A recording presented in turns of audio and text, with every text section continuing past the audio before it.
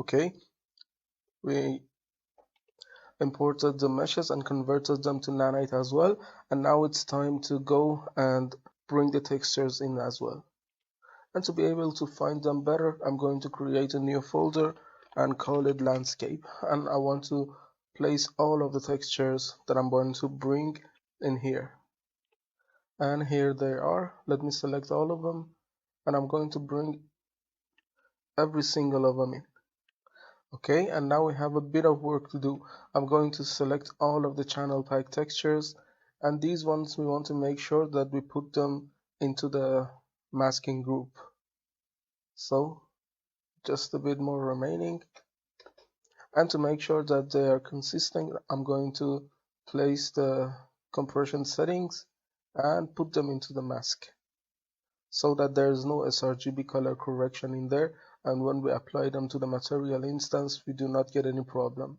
And it might take you a bit of time, but it's worth it because it's going to break the project if it doesn't really set up correctly. And then after this I'm going to bring the normal maps as well and make the normal maps flip their green channel as well. And sometimes these channel type textures that you create become in shades of blue and things like that and get converted to normal map. Here they are not, they are in the shades of yellow, but sometimes it happens that they get similar to normal map and Unreal Engine mistakenly converts them to normal map. So let's search for normal, and all of the normal maps are here. Okay, let's bring them up, and we want to come down and flip their green channel because we authored them in OpenGL, and I decided to author my textures always in OpenGL because Blender that I'm using uses OpenGL, Substance Painter uses OpenGL as well, so I decided to make all of my normals OpenGL so that I have consistency in content creation, and later on using a single click I can convert them into DirectX normal map that Unreal Engine reads, and using a single click without any problem really converting them to DirectX. So that one really depends on your taste and your applications of choice, because mainly Substance and Substance Painter Designer, both of them use OpenGL. So I decided to create presets that export only as OpenGL, so that I know every time I open normal map imported inside Unreal, I have to flip the green channel. Okay, now it's time to go and create the master material for that. And the master material that we are going to create isn't going to be different from the master material that we created for these. So let's go in here, and for the materials I'm going to copy my nodes from here, but we really do not want a lot of customization on this material. I want just a single layer. Okay, just this one and this one. I'm going to copy them and create a new material and call it 00 so that alphabetically it goes in the beginning, and call it mm_nanite landscape. Okay, and whenever you are creating a nanite mesh, for now you shouldn't enable the two-sided, because nanite I believe for now doesn't support the two-sided, and some of the textures, excuse me, nanite meshes that we created are single planes. Let me bring them up. They are in these meshes, and in here you see I brought this one in. You see it's casting shadow, but if you look from the beneath, you're not seeing anything because it's only a single flat plane being displaced. So you might want to go and apply the two-sided, but I really do not recommend that because it breaks the nanite. Okay, let's copy the whole chain in here, and I'm going to go in here and select use material attributes so that it connects that there. Now let's put the result in here, and okay, the master material is done with all of the controls. Okay, let's hit save, and now I'm going to make master material instances out of that. And for ease of access, I'm going to dock this in so that it doesn't go away for now. And I'm going to bring another content browser as well so that we have the textures there and the material here, so that it's a bit easier for us to create material instances. So go into window, and from the content browser bring the second content browser in. And if you have a second monitor, you can drag it there and use it there, but we are keeping this on the screen so that we know what we are creating. Okay, for now I really do not care about the viewport. I only want to create the master materials. So from this one, let's create, and let's bring another content browser. On this one, I want to bring the meshes and landscape meshes, and I want to copy the name of these, the name of each one, so that I can name the material instance accordingly. So this is a bit easier for me to select things and rename them. I have everything there. So let's copy the name of this one, create a material instance, call it MY underscore, and then copy the name. Okay, now we have the material instance, and I can assign the textures right away. And since I know this one uses the name of this one, and this is how we set it in Blender, we decided to check the material texture set to be the same name of the object itself. You see, the textures that are exported from outside of Substance Painter have been named correctly to the mesh itself. And you see, this is the power of it. We decided to create a material for that and name the material as the mesh name, so that when the Substance Painter exports, it selects the name of the texture set, which is the name of the object itself, and create the texture for us. And now everything has been alphabetically set for us. So let's bring this one in here. Now we need to bring this one, and then normal map, and then diffuse. Okay, now this has been set. Let's save it, and we can bring this one up, and this is the name that we set to the texture set, and it's the same name as this one and the same name as the textures that got exported. And I'm going to select this, and you see it brings the material instance with that one, and now you see it has been set correctly for us to be able to use.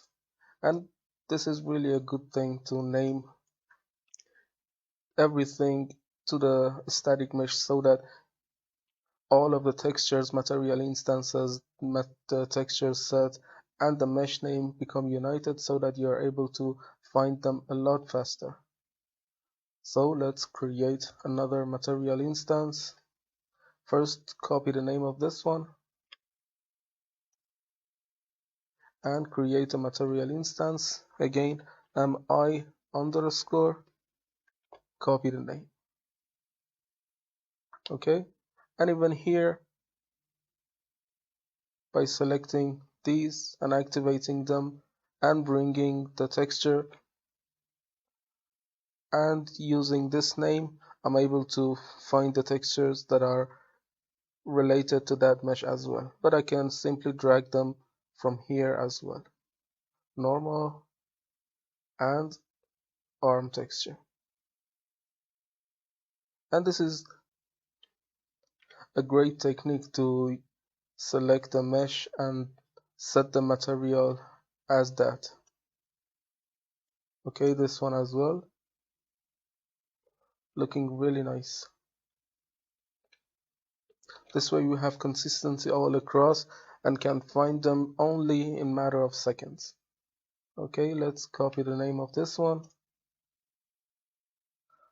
material instance, And again, drag these textures in. This is the base color, the normal, and arm texture. And again, select this one and give it the map that it needs. Okay, this one is working as well. So this is the process that we need to do for 22 meshes in here. It might be a bit time consuming, but there's no way around it. And this is the fastest way really to be able to find the textures, materials, and anything just using a single click. Okay, normal and arm. And now select this one, bring the material instance, and it's working alright as well. So copy the name of this one. And to save a bit of your time, because this is so repetitive process, I'm going to create the rest of the material instances as well and copy the name, create the material instance, so that you really do not have to see me do that again and again. That's repetitive process and I know it. I'm going to create the material instances and get back to you when I'm done. So I created some of them and I encountered something. You see, these 5 meshes that belong to the stone kit use the same texture set. They use this one. And because they use the same texture set, we are going to create only one material instance for them because they are using the same material instance. And creating 5 material instances for these would not be so practical. So I'm going to only create one material and name that static mesh stone. Okay, now I know that this belongs to the stone kit and I can really delete the name as well so that I can find it better. So I'm going to assign the texture to this one and put them in all of these 5s. So it's a good option for you to know. To these 6 ones, they are 6. Okay, let's go again. And these two also, these tiny ones, use the same texture. So I'm going to create one material for them and remove the naming and use this on these 2. Okay, material instances have been created successfully and I'm going to take all of them and open them.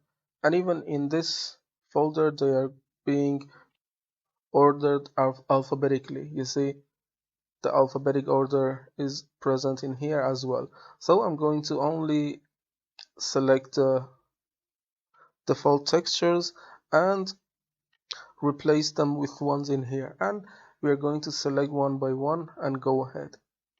So this one needs the 4x4,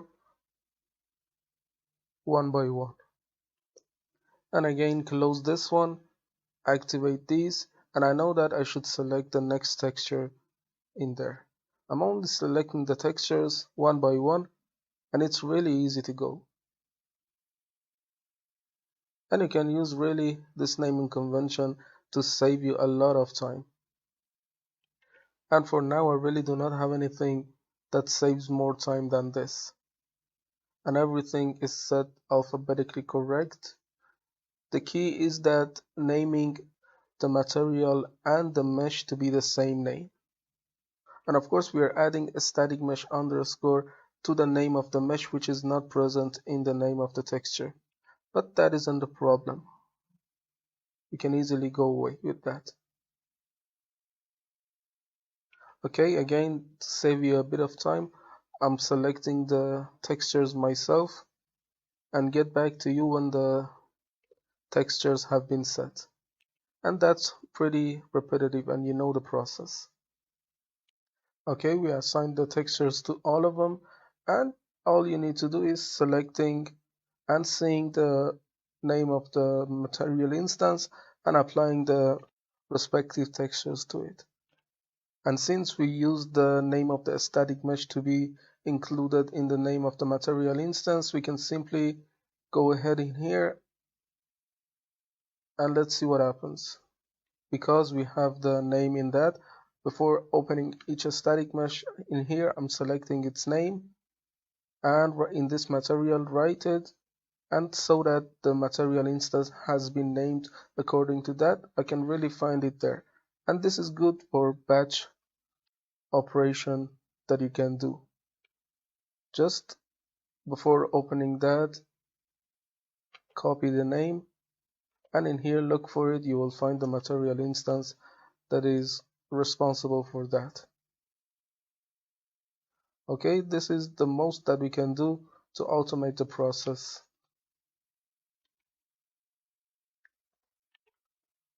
And also, since this process is going to be repetitive, I'm pausing and get back to you when it's done. And on these meshes that share the same texture, you know that we remove the name, and now this is the material instance. And now instead of copying the material instance name, I'm going to copy the material instance itself because it's being shared on all of these. I'm selecting them and only pasting the material instance in here. It's going to assign the material automatically for us. And on these two as well, since they use the same material, I'm going to do the same thing as well. Select them in here and remove the name because we know that we removed the name for that. Okay, applied, and it's looking good. And in here, paste it again. Done. And this one is looking alright as well. I feared the depth that we added is too strong. Now it's good. Okay, we have done now everything possible that we can do, and everything is set up and need to be done without any problem. So let's take this one out of the way and find some of the meshes and test them inside engine. And you see they work fine. They work really fine. And now it's time to use the nanite meshes to fill the landscape. And as you know, I'm not really going to take them one by one,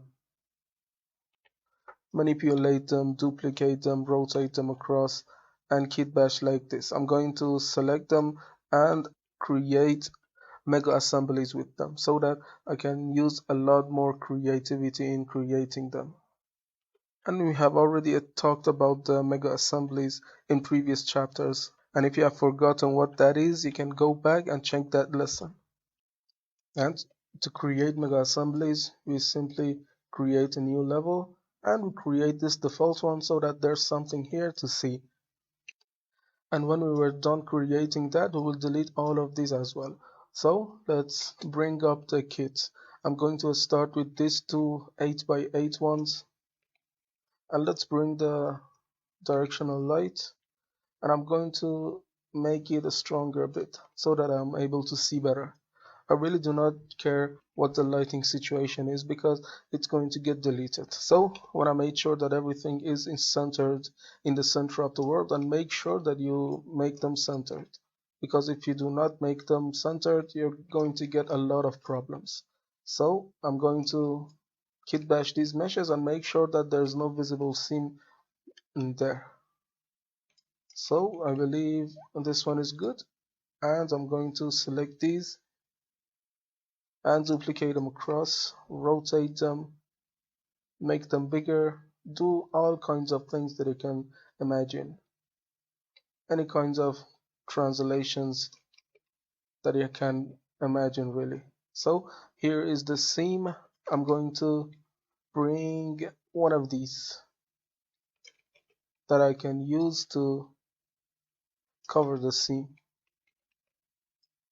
and you see how perfectly they get added to each other. You see, because these are two separate meshes and there are a lot of geometry in between, the transition is so smooth and without any problem really. So let's take this, and the whole thing is that we shouldn't really have any obvious seam in there. Okay, this one is doing alright, and there's a bit of seam in here which we can fix by I can bring another mesh from this kit to cover this. Okay, this one is alright, but it already introduced a new seam. And this is basically what you can do to make the seams less obvious. And if you want it also, you can take one of them and hit rescale and rescale that to introduce a bit of dimension into that and hide it. Okay, and for here it's working perfectly. So this is a kit. And one more thing that you can do is if you want to have some smaller meshes just like these ones, you can go here into the foliage paint tool and start to paint some of them in. Let's bring them here and you can use them and paint. Okay, and since this one is not really a static mesh but rather it's a foliage paint tool, if you save this one and in the level start to brick it, it's going to hide away and go away. And if you want to have this something like this, you really do not want to brick this and edit it in the scene because this is going to get removed. So I'm not really going to use this. Of course you can use that, but if you break it, you're going to have a bit of problem. So let's select all of them and in here as well delete them. Okay, this one is doing good, and now let's bring some of these and start kit bashing to create one thing. You see, now we have one 8x8 here, one 8x8 here, and basically we are covering something like 16x16 ground piece, and it's really perfect and goes a long way into creating those landscapes. So this seam here is obvious as well. Let me see if I can rotate and hide the seam a bit, and in here it introduced another seam. I'm going to rescale that just a bit. Okay, it hit the seam perfectly. And this one is already adding a bit of seam. Just try to rotate, rescale, add a bit of depth to cover the seams. And one thing about this approach is that if you hide something beneath these, you see all of these layers are going to be hidden. And everything that is not being seen, for example from this mesh, it's only rendered in the parts that you're actually seeing that, and you see it gets highlighted in here, and everything beneath that is going to be removed in the rendering, and it's called the occlusion culling. And that is a great optimization that happens right away in Nanite. So let's say that I'm happy with this. I'm going to take the directional light, the skylight, and everything in the scene and remove those. And remember that we really do not want anything in the scene except for these. So let's select them all and select all of the static meshes, create from selection, and you want to see set pack level instance blueprint. And for the pivot, I'm going to hit center. It's going to create a bounding box, something like a collision around this in 3 directions, X, Y, and Z, and put the pivot right in the center of them. So this is what I'm rolling with. Let's hit OK. And now we should save this. I'm going to call this 01, and we want to save the blueprint in this mesh BP. Okay, and this one also I'm going to save in the maps and 01 underscore 01.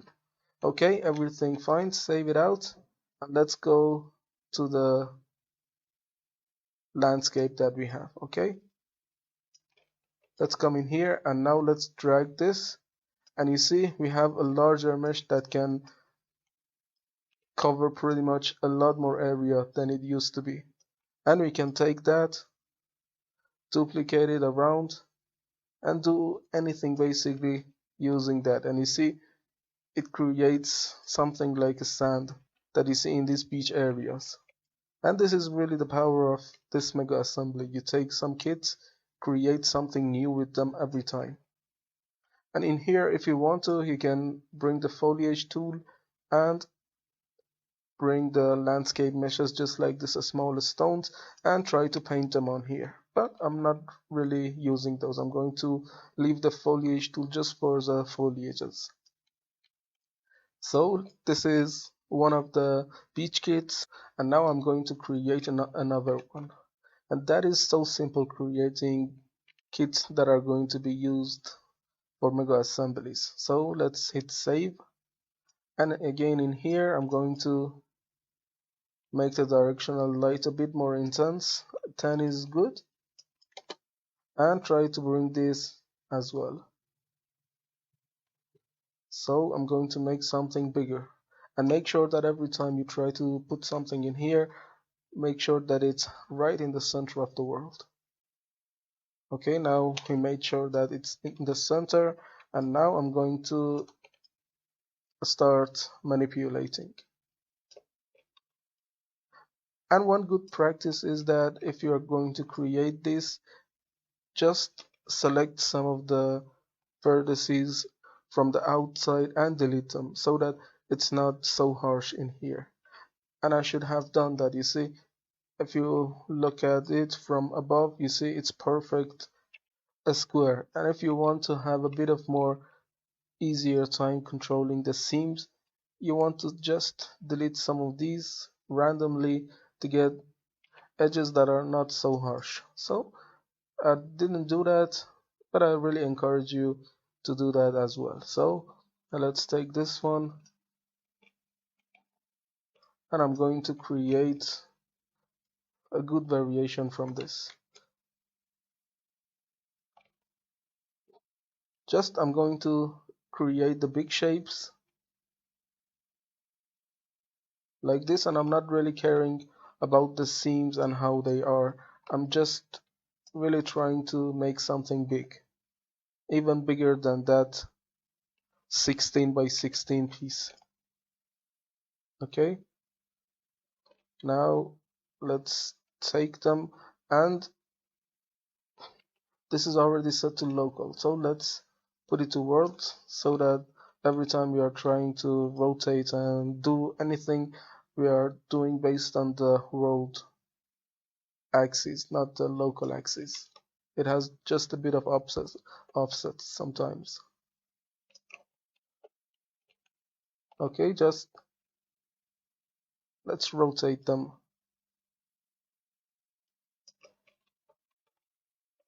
Okay, now let's select all of the static meshes and do another, just rotate so that it gives a bit of randomization in the shape, and place it right here. And I'm going to select all of them, anything a static mesh basically, and I'm going to bring them in the center more.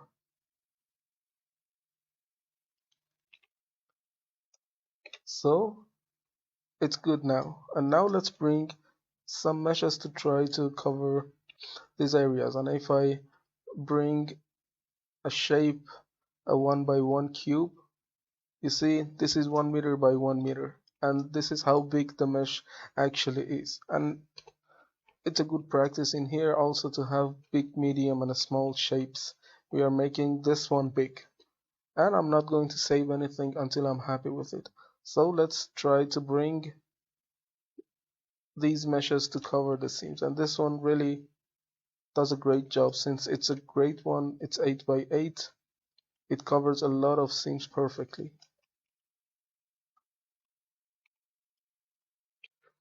So let me see, this is 8 by 8 variation 2 and this is the 8 by 8 variation 1, and they really cover each other perfectly. Okay, let's take that and cover the major seams using this, and later on we try to do a lot better using this. Let me delete this one and take these two and try to cover these major seams that are so visible, and also have a bit of rotation so that it's not so visible every time. Okay, now let's take these two as well and try to bring them here.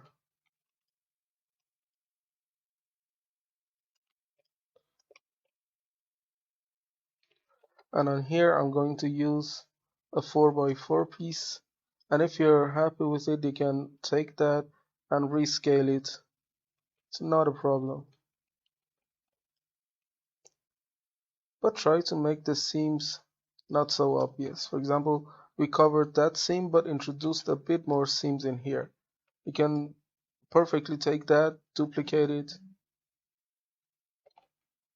rotate it to cover this seam like that. And on these areas a bit of seam is accepted because the player really cannot see that. Let me play,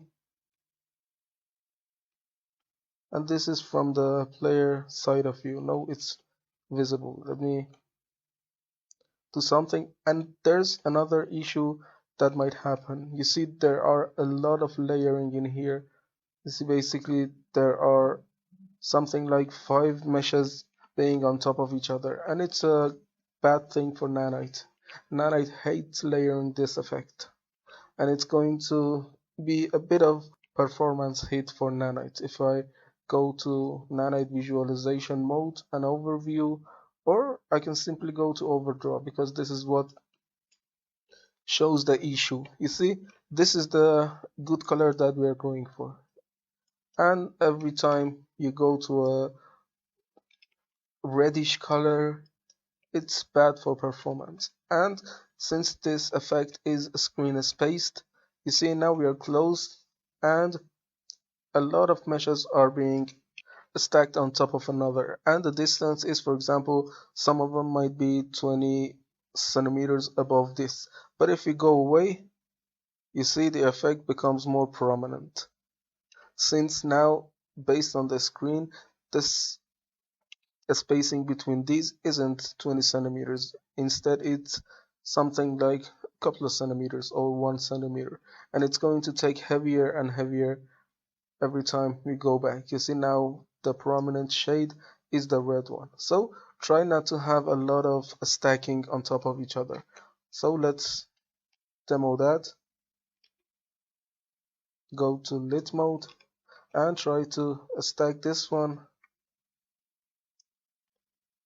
so that you see the problem. And now let's go to Nanite overdraw mode. You see now there's a lot of problems in here, and if I come into here you see there's no problem because there's a bit of layering and a bit of distancing that is happening between the layers based on the screen space.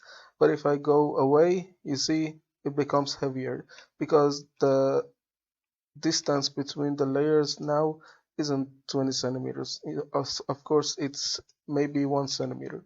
So you really do not want to have something like this. A lot of layering is bad, and because we are going to layer these ones on top of another, we might get a bit of performance hit. So have that in mind as well. And now let's take this one, rotate it, and it did a good thing to cover that seam. But on here, I can bring another one and try to cover its seams, and it's doing a good job, and also adding a bit of variation in there. So let's take this. I believe if I bring it here it does a better job in covering the seams. And let's take this one, and I can really add a bit of depth to cover those seams as well. And you see, every time you try to add a new mesh, it starts to sing well because all of them are using the same smart material and they are really singing good with another.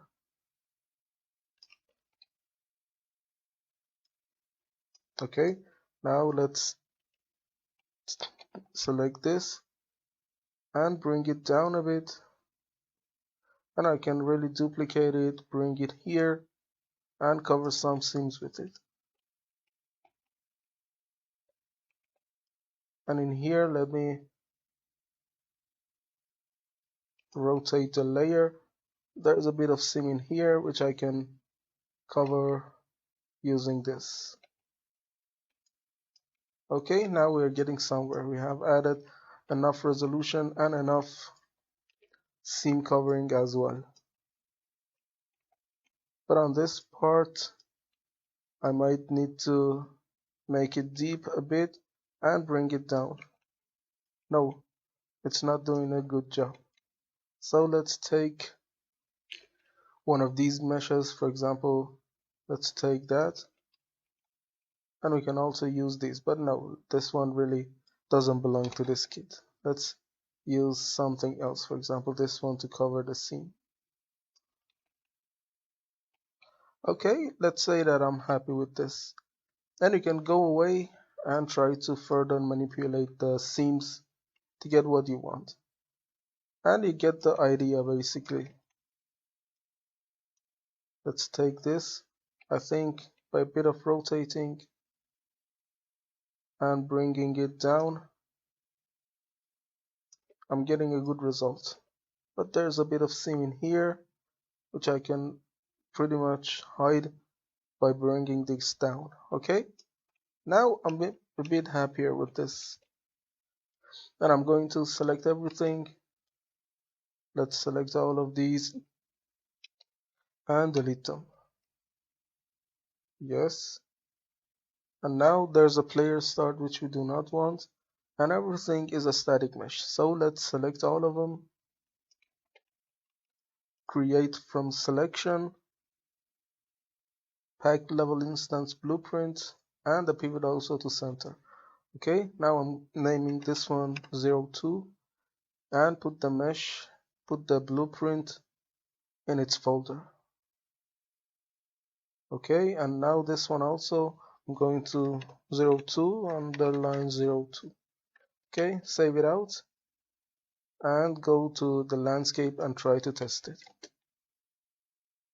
Okay, this one is pretty huge. And we can really use that to cover a lot of areas. And if you're happy with it, you can take it over and try to cover more areas with it. And this is really the power of it. You can pretty much kit bash a lot of things to create. And let's take both of them and drag them back a bit. Oh, okay. Now let's go to composition camera and see how this is syncing with the environment. Let me select it.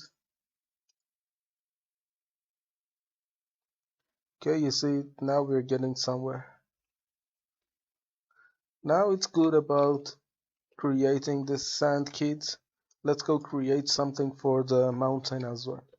And for the jungle, we are using the same sand kit, but we are going to paint some foliage on top of that to make it look like jungle. For example, adding a bit of grass, a bit of fern and things like that to make that really look like jungle. Okay, now let's go and create a kit for the mountain. So let's go to landscapes and I'm going to use these layering ones and delete this. And let's undo that and select these two as static meshes, and I'm going to bring them on top of the Z. Okay, and delete this. Now we have this one, which you can create a lot of things using this. Let's take the sun and make it a bit more intense. Now we have this. Let's start the kit bashing, and this one as well. You can take it and rotate to create new identities. And now you see we expanded that, actually really free without any cost.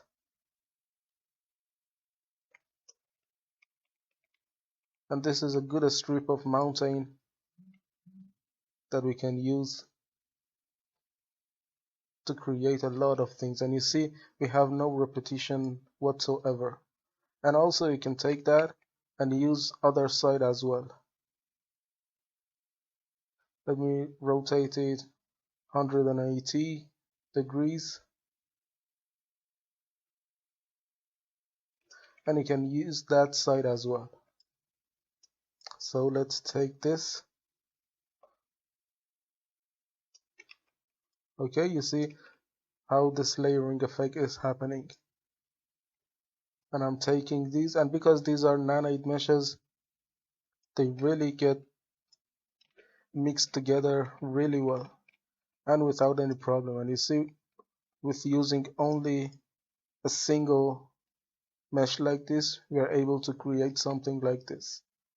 Okay, let's bring that one out and try to use this one to cover some areas.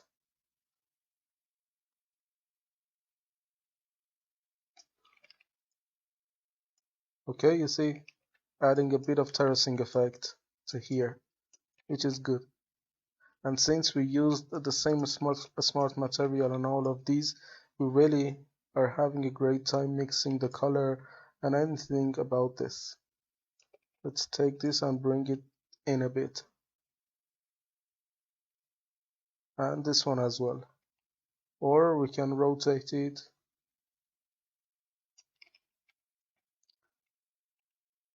and place it randomly on some places. Okay, this one is alright. Now let's take this one and select these static meshes. No, let's select everything else. I thought it might have an invert selection. It doesn't. So now to see them, go into the lit mode, and you see really there's no obvious seam or anything like that. We have pretty good layering in there. So let's select all of them, create from selection, packed level instance blueprint, and for this one also I'm going to make it center. Okay, let's name it 03 and put the mesh in the BP folder and save the map again, 03 underline 03. Okay, we did it, and now let's go and use that to see what we can create with. And you see it's a huge mesh, and we can save a lot of time using this mesh to be able to cover a lot of areas. And now let's go to unlit mode, and we can use this mesh to create everything basically. Let me drag it in, and I can copy this, bring it out, and you have no idea how many polygons we are using on this. It's very huge amount of polygon that we are using here. Okay, let's take this and I can rotate it. Let's go local. On this one I'm going to local.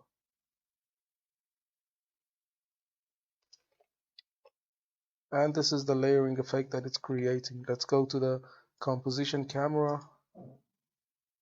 Okay, we're going somewhere. And now let's copy another time and rotate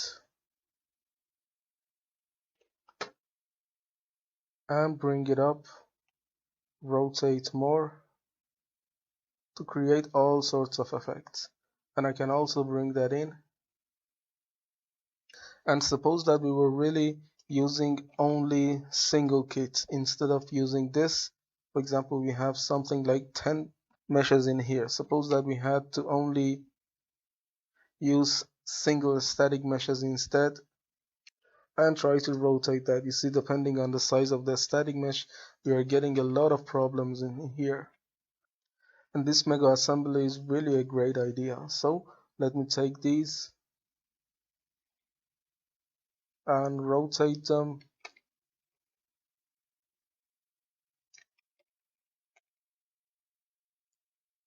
But I can take this and by manipulating the rotation, I can hide a bit of repetition in there.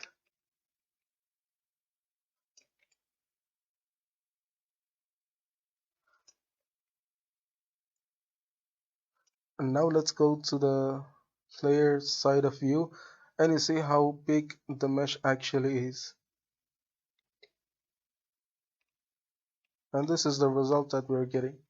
Of course, the collision is a bit off, but since we are not going to implement any gameplay, it's fine. I'm happy with it. And now let's do a bit of kit bashing using these. I'm going to populate the beach and a bit of mountain as well. So let's come into here.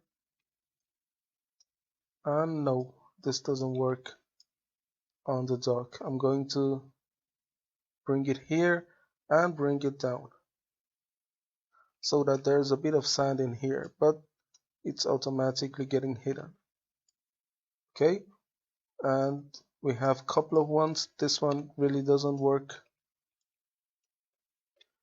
And let me bring that a smaller one. Let me see if I can hide some seams in here, which is doing a good job in hiding the seams. See, this is a smaller one is really helping a lot in covering the seams. Okay, let's take this one and bring it down.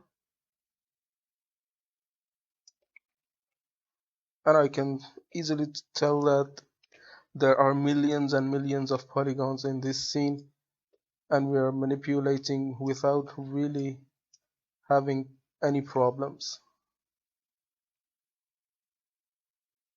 And if you see there's a bit of seam, you can come in here and actually start to use some of the meshes instead. For example, this 8 by 8, see, it gets placed here in covering that seam and really doing a great job. And here as well, let's bring this one in.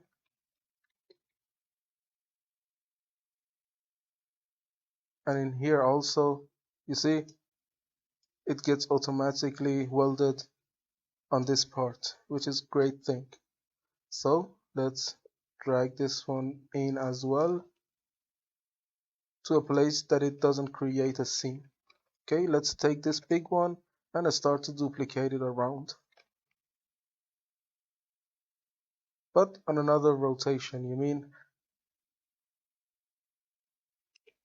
I don't want to have a lot of visible seams in here. And you see, there is no seam in here and they're getting naturally blended together. And this one is looking alright. Let's take this and copy and cover a bit of seams again using that. And I can take that one and rotate it so that it gets welded in here. But we have a bit of seam that we can cover here.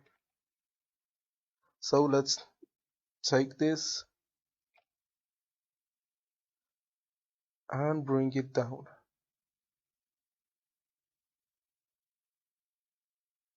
No, let's take this instead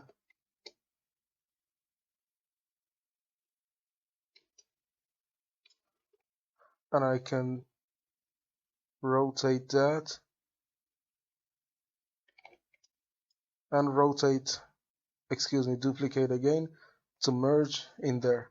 But we have added a bit of more seam in here, so let me delete this. And since this one is going to be hidden behind the cabin, I'm not really doing anything with that, and I'm going to only concentrate on the parts that we see on this camera, because if we try to take care of the whole scene, it's going to take a lot of time. And you see there are some places in here which we are not getting anywhere, so I'm only going to cure the parts that are going to be visited in the composition camera and nothing more.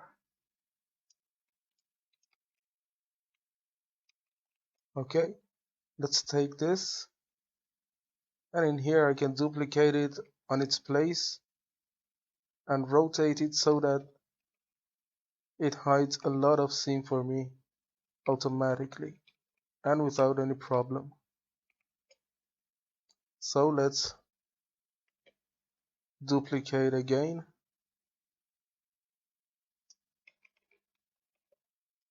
and duplicate again, and I'm going to rotate so that I get another row of meshes on top of this. And it's a great technique to hide the seams, but as I said, it's going to add lots of complexity in terms of nanite overdraw. Let me go to nanite overdraw mode, and you see these are getting red and these as well. We really do not want that. Having lots of layers of blending nanite meshes together isn't really a good thing. Okay, let's take this one, and I can bring it here and start to rotate so that I can cover the place to here. Okay, it's doing alright. And let's take the mesh again and try to rotate it to cover some of the more seams as well. And I'm going to the camera composition. Let me find it. And we are doing good. Let's rotate this. And since this one is so big, we have no room for maneuvering too much. So I'm going to bring the smaller kit as well. Let me find it in the blueprint. This one was a smaller. And I'm going to use this one also to cover some of the places.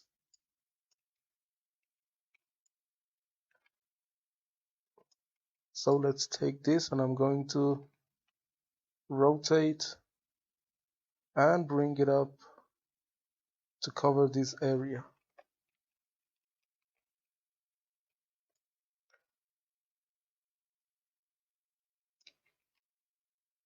Okay, and bring it down and bring up. So let me select the composition camera, and we're doing a good job. Okay, let's bring from here, and I can hide this part as well using that.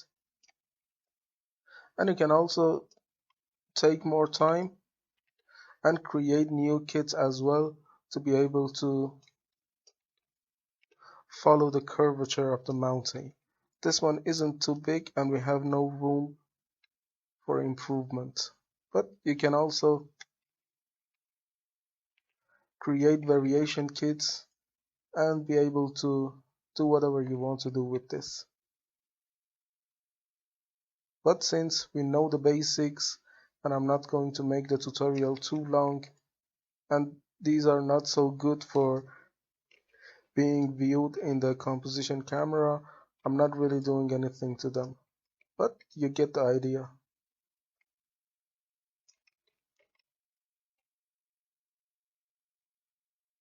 Okay, now just a bit of more manipulation to make them automatically weld with the landscape. And now let's go and create another rock kit as well.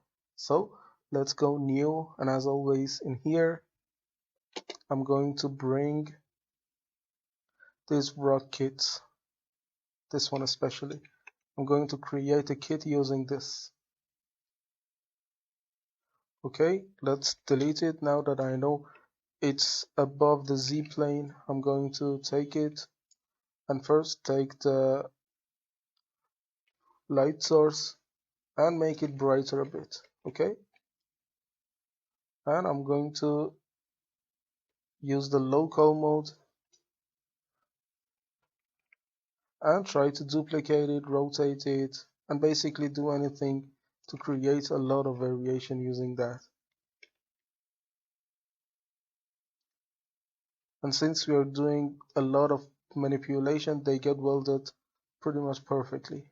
So let's take that, rotate it again, and you see every time you're getting a new result, because when we were sculpting these inside ZBrush, we were doing all sorts of manipulations. Okay, let's take this, and I can bring this one up and rotate 180 degrees, and I can also bring this one in to make it like that. So let's go back and delete all of them. Delete all, and this one as well. Let's select all of them and create from selection pack level instance blueprint, and make sure that this external asset is on, and put the pivot in the center. Okay, now this is my fourth one, and put the mesh as always to this blueprint and save this map as 4_4. Okay, save everything out and go into the scene to see what we can create using this one. Okay, this is that, and I can take it, rotate it, and you see it adds another depth into what we are creating, another shape basically. This is a bit fluffy, but this one is so rough. So let's make it local,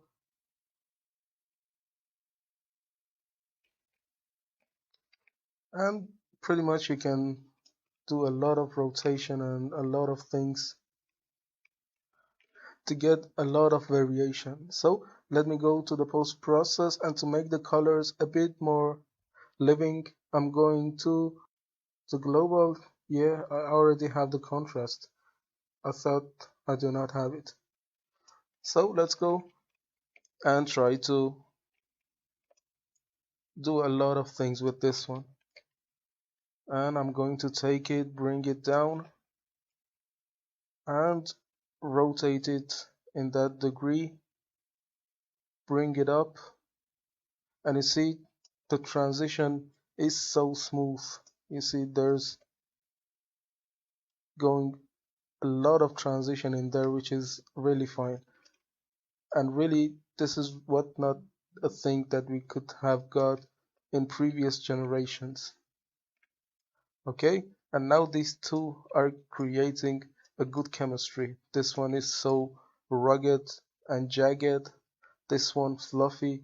They're creating a good chemistry and sing really well together.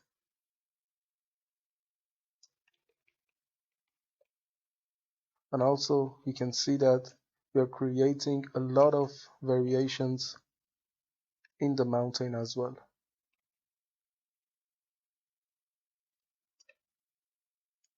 So let's take this one and rotate it so that they point to this way.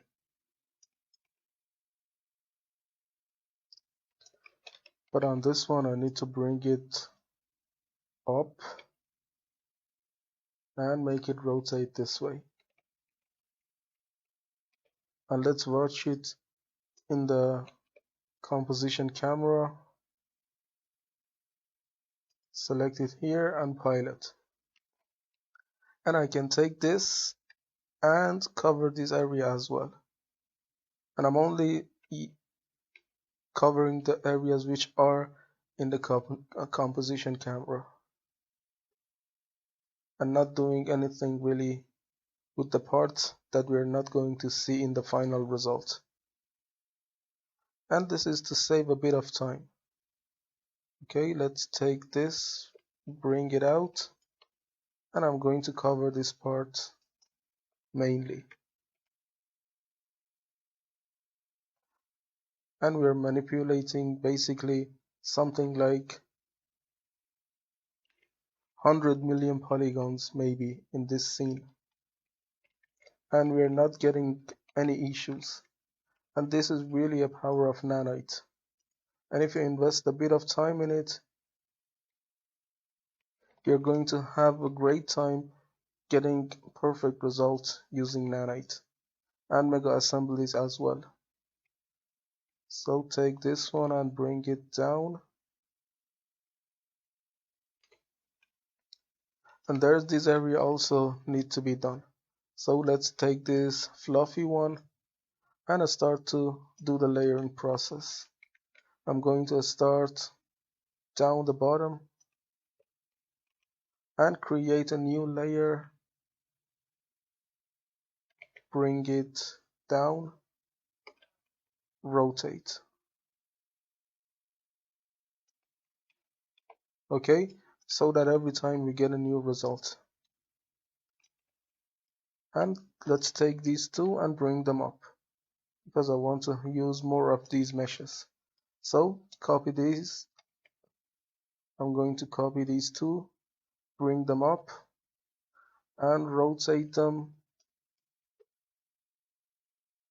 bring them down and create a layering effect using this. Let me bring it down in Z and bring this one down in Z as well, so that we're creating that layering effect that is happening there. And for this upper part, I'm adding the standing mountains. So let's do a rotation, bring these, and let's go to composition view. I'm going to the composition camera and copy that so that I have a backup camera, since I'm going to be doing a lot of movement in here and I really do not want to mess the angle of the camera.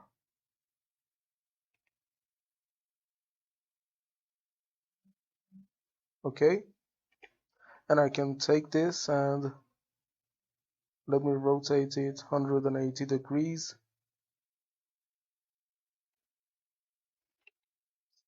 And let me bring something from here and try to place it here. And this one also can hide some of those seams and create something that can break the repetition in these sandy areas. Let's bring it down more. Okay, something like this. And you should have seen something like this in sandy areas where a stone has been surrounded with a lot of sands. Okay, and now let's take this one and rotate it as well. Okay, we are basically finishing. Yeah, this one is what I'm talking about. We have messed the composition camera, but we have a copy that we can go back to. And we're basically finishing the mountain. And as I said, I'm going for only the parts that are visible through the lenses of camera to save a bit of time. So let's rotate this.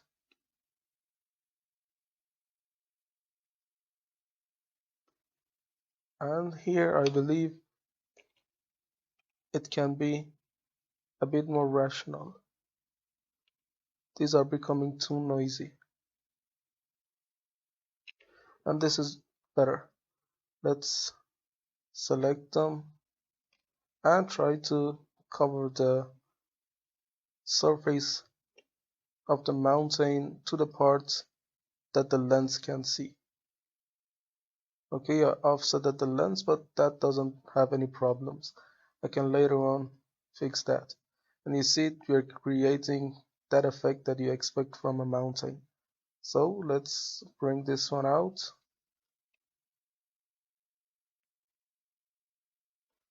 bring it in, rotate it a bit,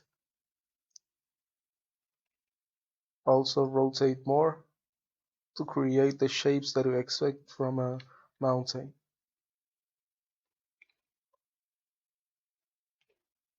And bring this one to cover this area as well.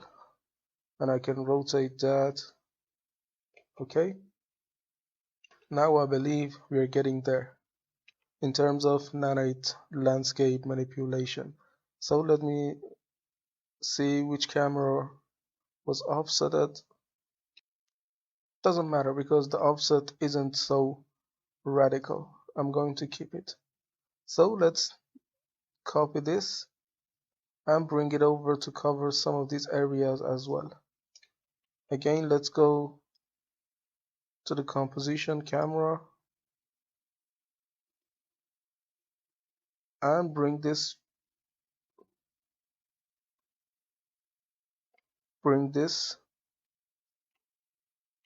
rotate it and try to cover some of these areas using that.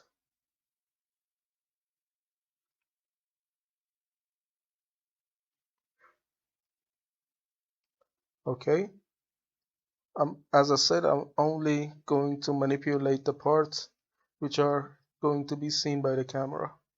And this is good and can create immersion that there's a mountain that gets continued to there, which is alright. So let's hide there as well, and this is alright.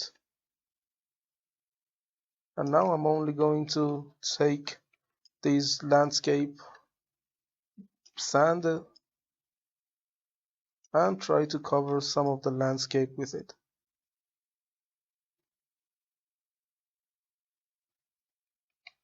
And on the parts where it doesn't really, I'm going to go to the landscape edit mode. Let me go in here and I'm going to sculpt some of these areas. But of course, I'm going to sculpt negatively so that they get welded better. And this was a good idea as well. On parts where you cannot really merge the kit with the landscape, just sculpt a bit from the landscape and you're good to go. And let's put this one in here.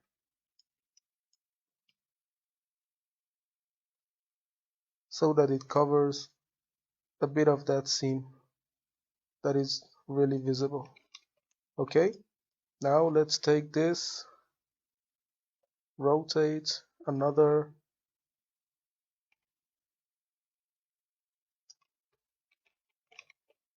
and bring up, and again bring up.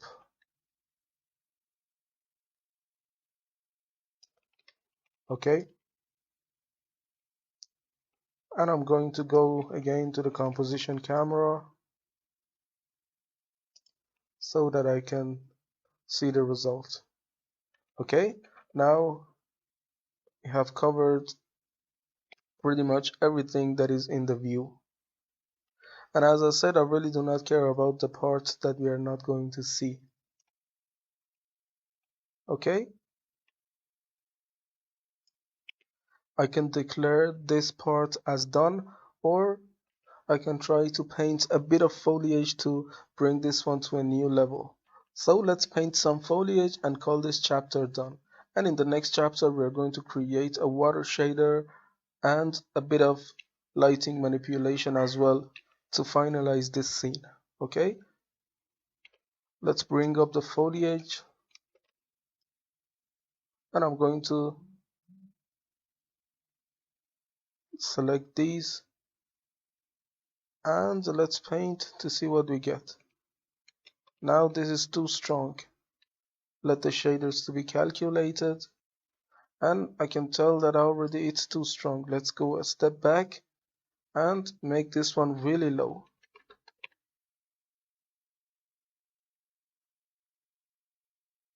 And this one is too low.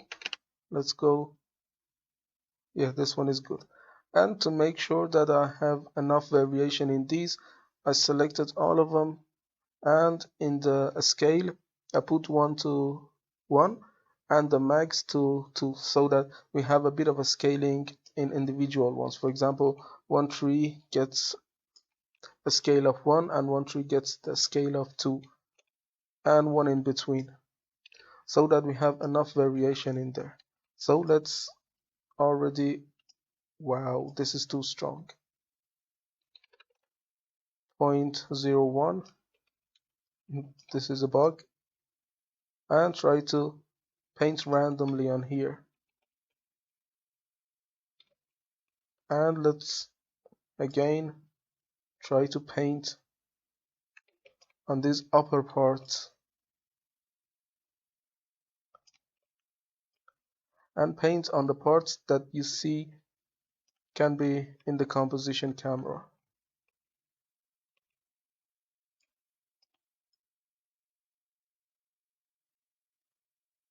And try to paint randomly.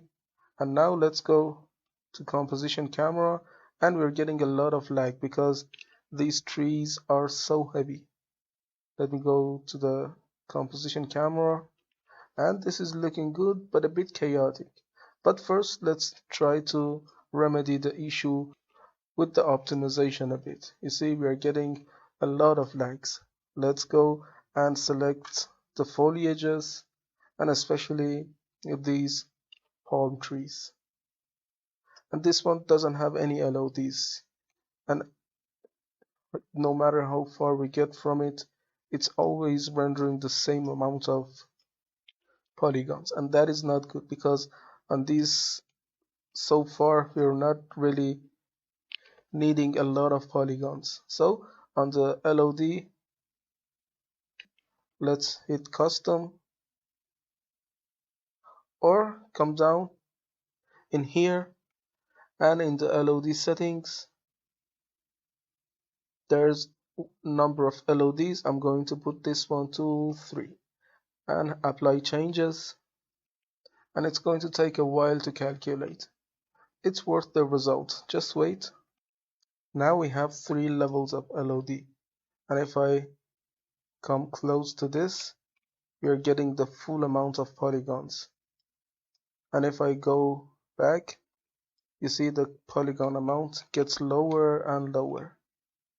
And this is a good trick to have a bit of optimization. So in this part, really on this distance, we really do not need a lot of polygons. So since this background is getting a bit of performance, I'm going to save the scene and create a new level empty, so that there's nothing really hitting the performance.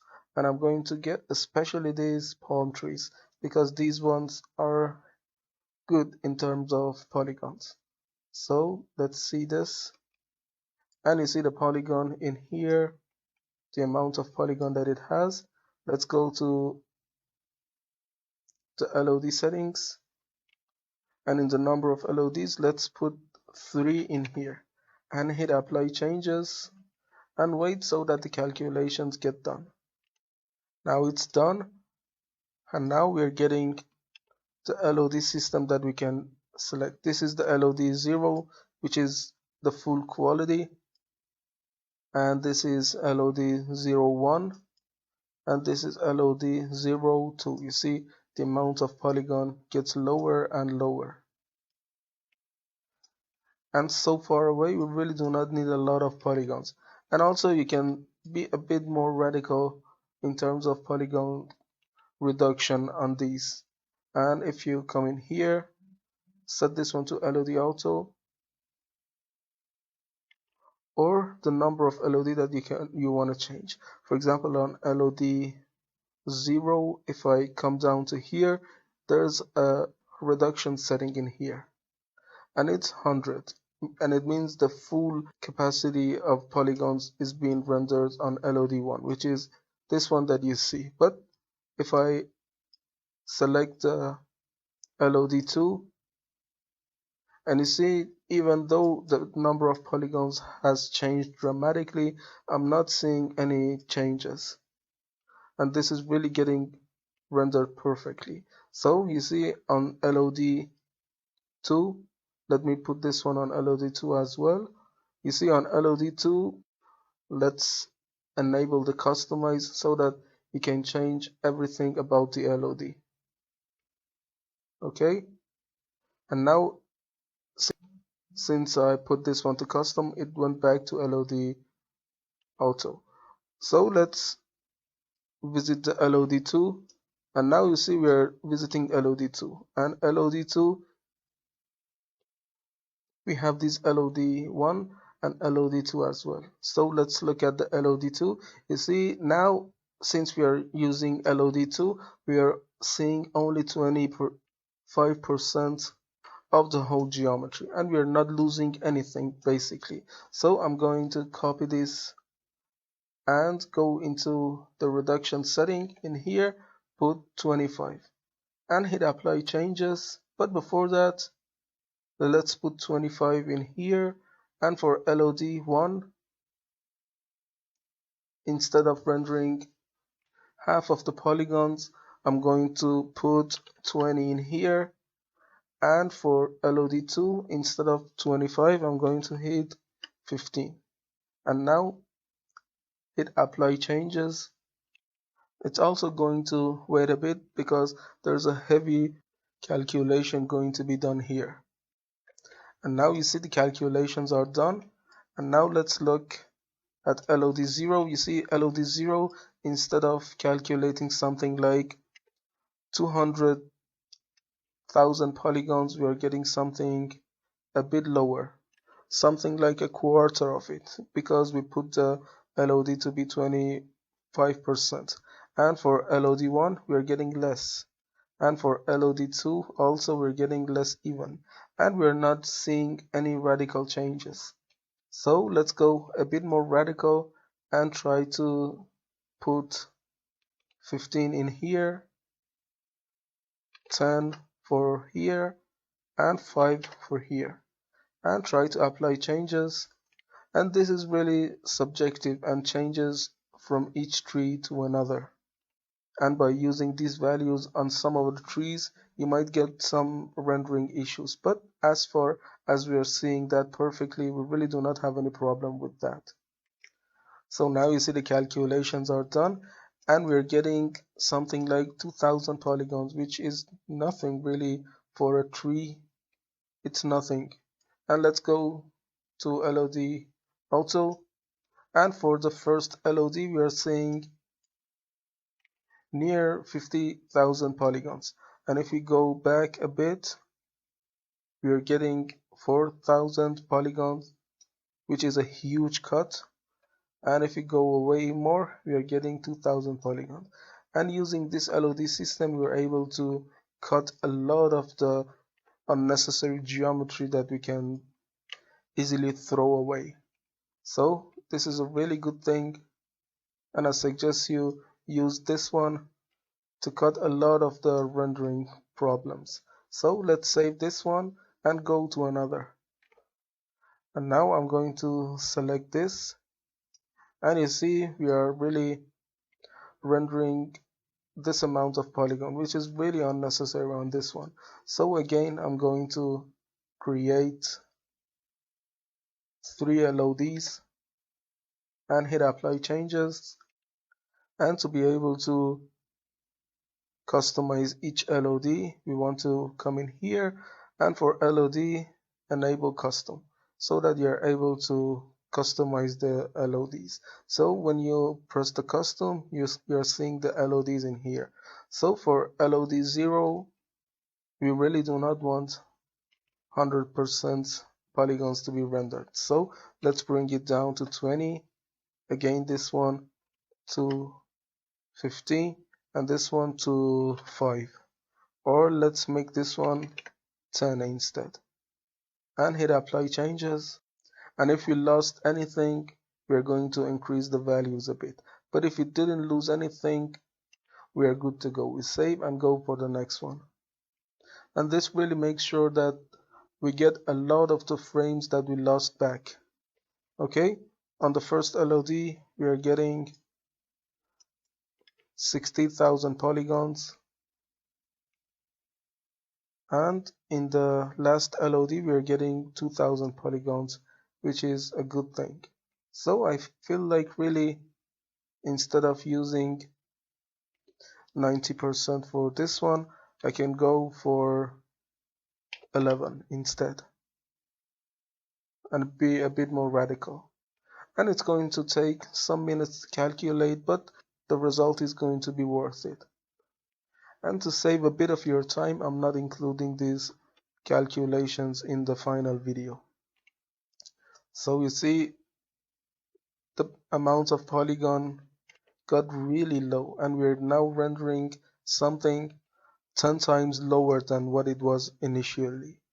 And let's go back, and you see now the amount of polygon being rendered is so low, because we really do not want a lot of polygons on here. So this is the value that I'm happy with. And I might do this one also for the previous one. Let's go open this one up, and instead of 14, let's make it 10, and activate the custom,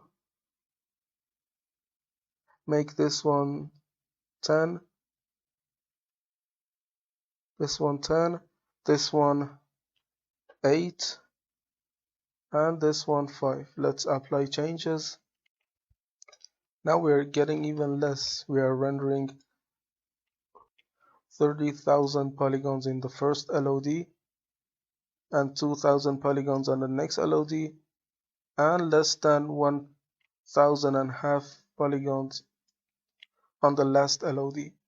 And I promise you we're going to get a lot of the performance back using this method. So let's go for the next one,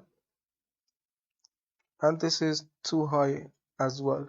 Let's go for LOD settings and put the number of LOD to be 3, apply changes, and in the LOD settings make it custom. So for the first LOD I'm going for 10, for the LOD1 I'm going for 8, and for LOD2 I'm going for 5, and hit apply changes, and we're getting a lot of the polygons removed. This one is the first LOD, which is alright, and this one is the second LOD, and on the last LOD we're not going even to 500 polygons, we're lesser than that, and this is awesome. So let's save this one and continue using these as well. And this is the next one that I'm going for, and you see this is a small one and taking not so much from the space, but taking so much polygon. So again, let's go and create 3 levels. Of course, you can go as high as you want, but I found out that 3 is enough for these. And because most of the polygons are being used here, they get cut off pretty much and really do not hurt these leaves. And if you start to go very much down this person, for example, on some other plants just like this one, let me bring them up, like these ones that are really dependent on the alpha, you will get a lot of errors. But since these are meshes that heavily rely on the bark, we really do not have problems, because it's going to take the polygons out from the bark first, and if there's one something, goes for the leaves, which are alpha. And this method is good for meshes that have barks in them, and later on you will understand that if you do this one for another meshes which are heavily dependent on alpha, you will not get good results. So again, let's make it customized, and for the main LOD I'm going for 9, For this one I'm going for 7, and for the lower one I'm going for 4. Okay, let's hit apply changes, and I went down since I know that this mesh is so small and it can really stand out the test. Okay, this one is the first LOD, and you see we're not having any problem whatsoever.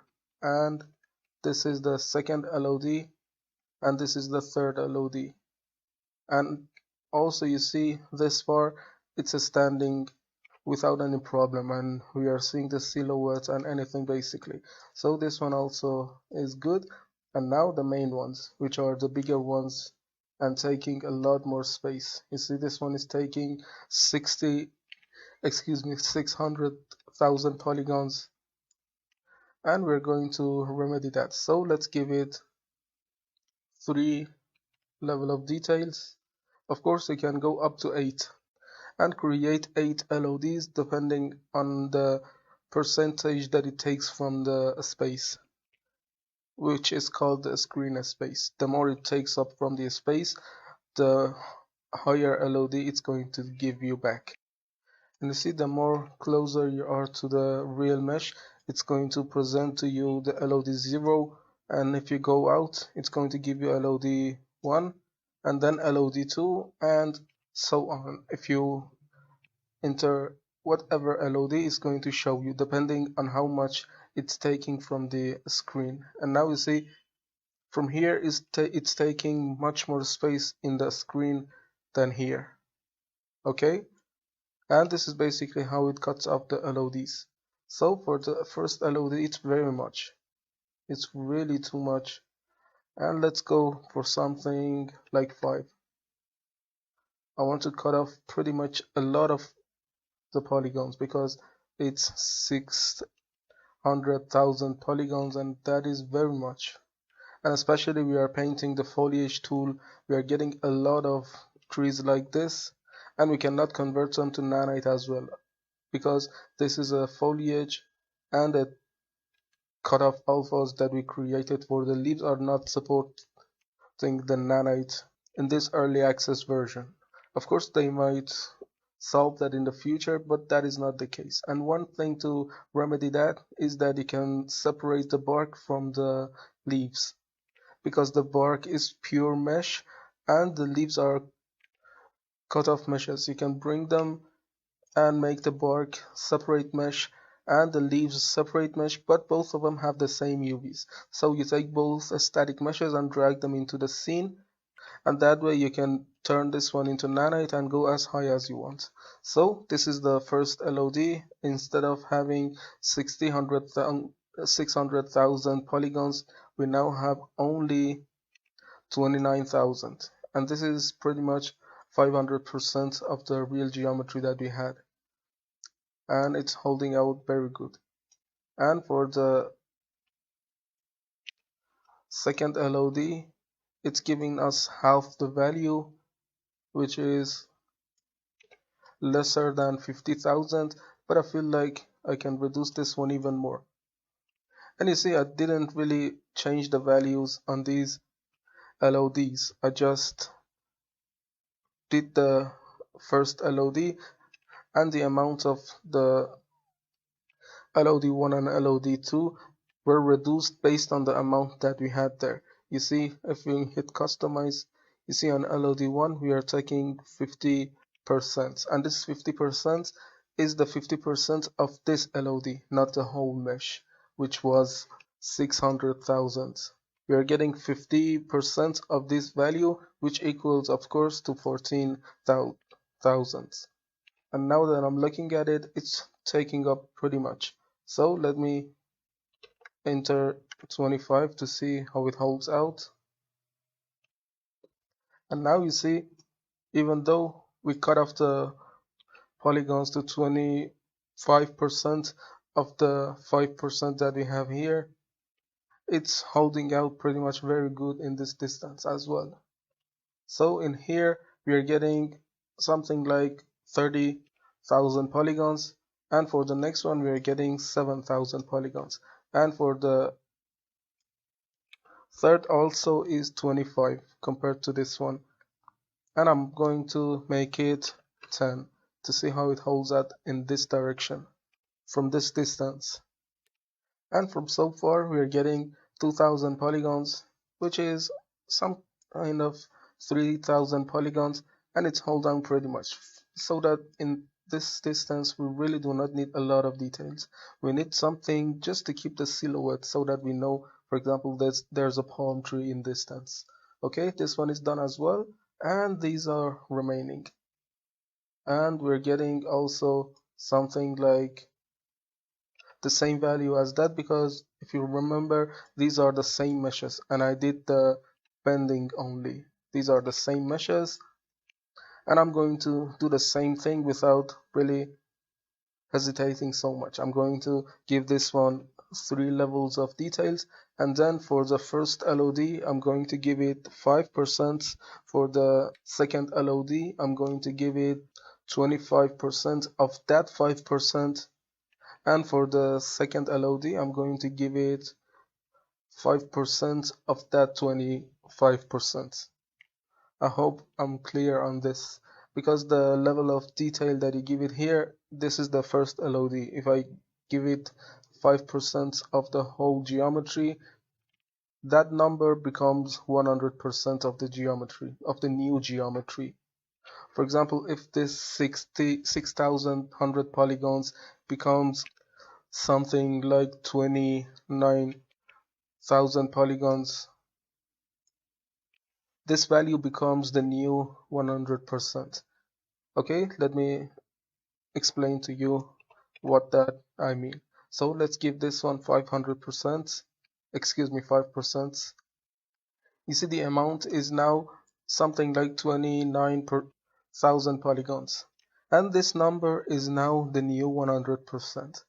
And the LODs that come after that, you see this one, the LOD 1. Of course, the first LOD is LOD 0, the LOD that we are seeing here by default. The second LOD, which is LOD 1, is taking 50% of the new polygons that we have here, and that is 50% of these 29,000 polygons, and that becomes something like 14,000 polygons. So let's go back, and now we have 14,000 polygons, which is 50% of this value. And now this percentage that is 5 here, you can consider that as the new 100%. And the LODs that come after it are going to use this new value, not the first value that was 600,000 polygons. Okay, for the next one, let's give it 20 instead. And for this one, let's give it 5. Let me see what I did for previous one. For this one, if you ever open this one again, you can press the custom to get your settings back. Okay, for the first one I gave it 25, and for the second one I gave it 9. So I'm going to go a bit radical on this to see what I get, and if the result that I got was enough, I'm going to give it back to the previous one as well. So for this one, instead of 25, I'm going for 15, and for the second one I'm going for 5. Okay, let's hit apply changes, and if it held out, I'm going to copy these values for the previous one, and of course for the newer ones also do the same thing.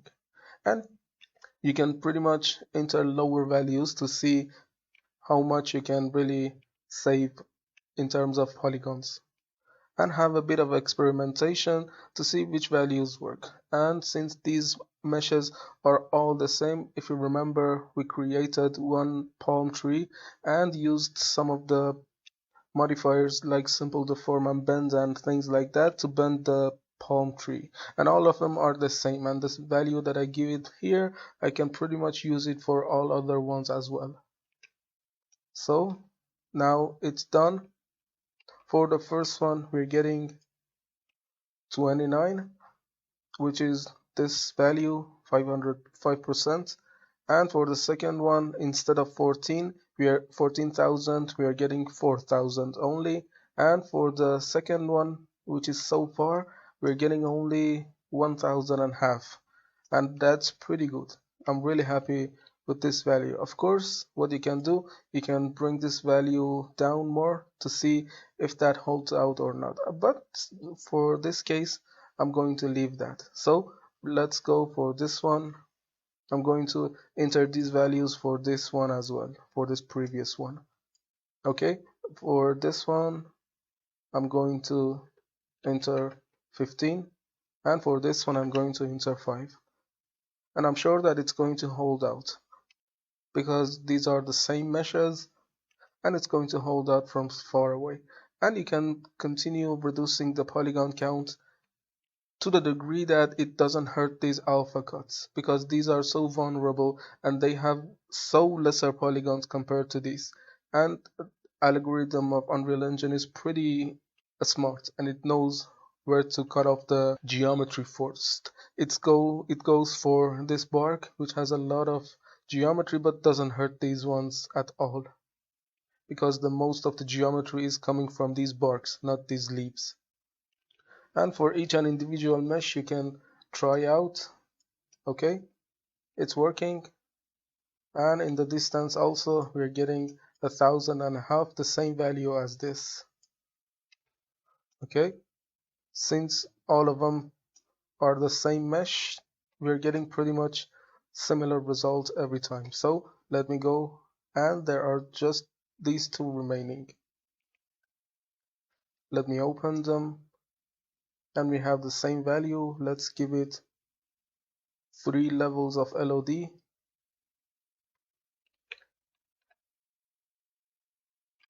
Okay, now let's hit custom, and for the first LOD, which is LOD 0, I'm giving it 5%, and for this one also let's go for 15% of that value, and for this one give it 5 again.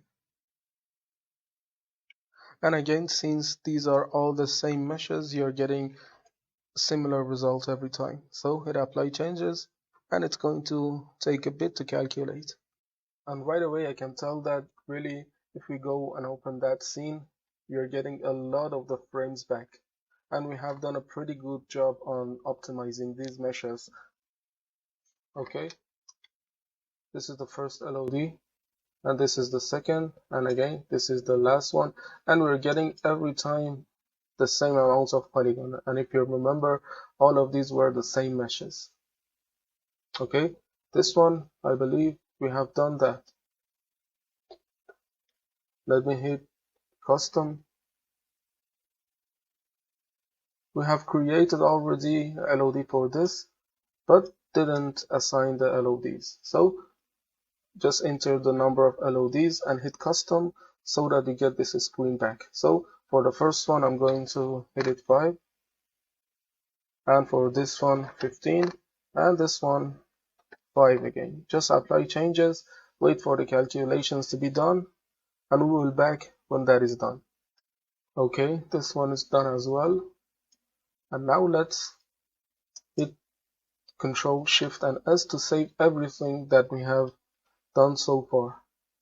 Okay, now let's open the landscape scene that we had there, and you see we're not getting any lags. You see, if you remember how much lag we got there, we are not having any problems. And you see how beautiful and powerful that algorithm was in optimizing these meshes for us. And you see, although I'm using a lot of polygons and things like that in this scene, and I'm not using a card that is even minimum of this.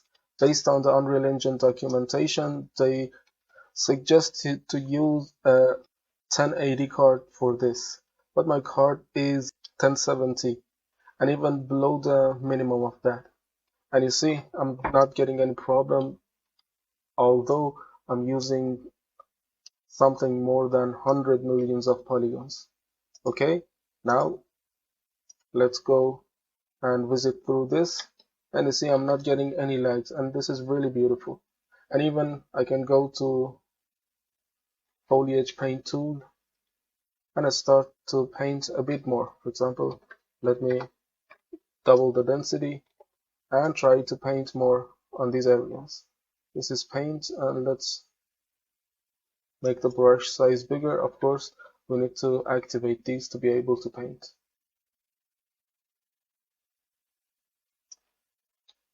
And now you see we're not getting any major lags or things like that.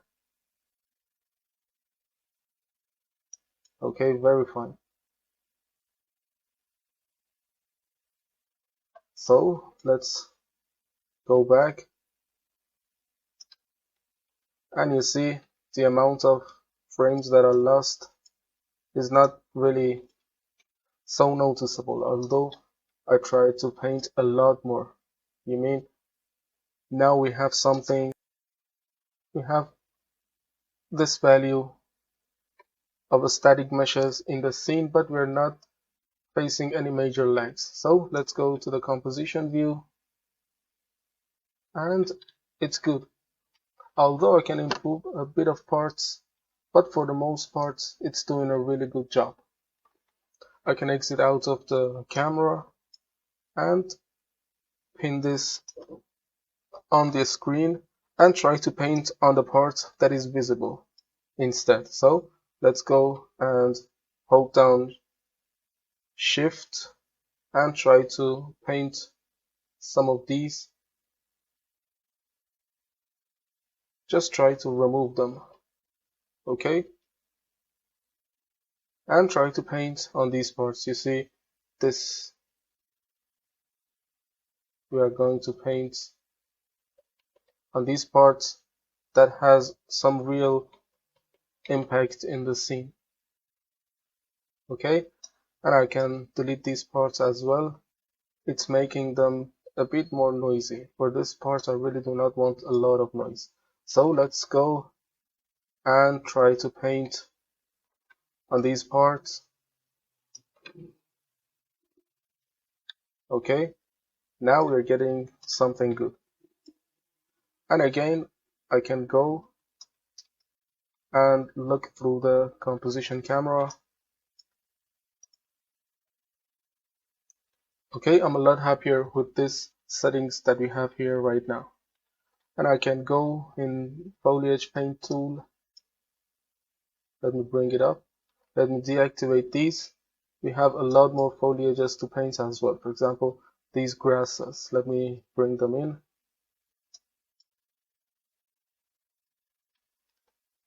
And I can paint on these parts to make it really look like a jungle. Okay, this is good, but I feel like really I need a lot more instances instead. So let's go for the paint density and make it 0.5 instead. And I'm getting really much from that. Okay, now we're getting very good amount of grass in there, and you see that jungle has been created right here. But of course this is too much. Let me go to foliage paint tool and try to erase some of that.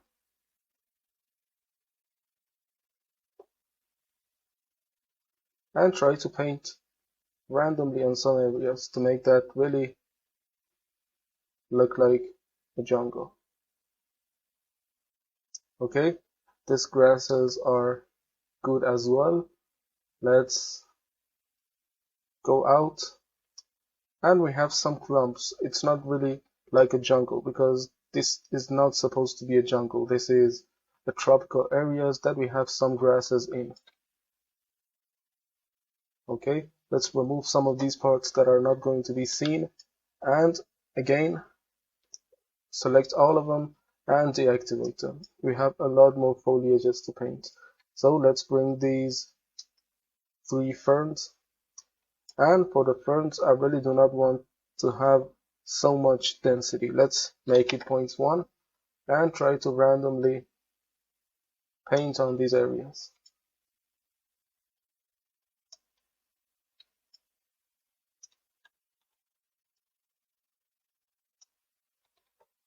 Okay, let's try to paint in the grasses as well.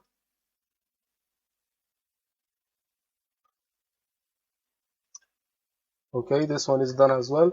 And now let's select them all, hide them, and bring these two, these bananas. So for the density, I'm going to make it just like the ferns.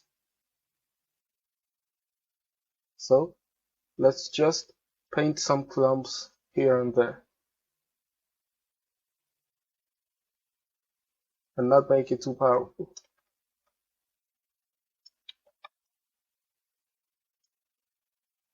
Okay, now it's time to go to composition camera and try to see what we have created so far. Okay, you see, now it looks more like the tropical area that we really expect to see.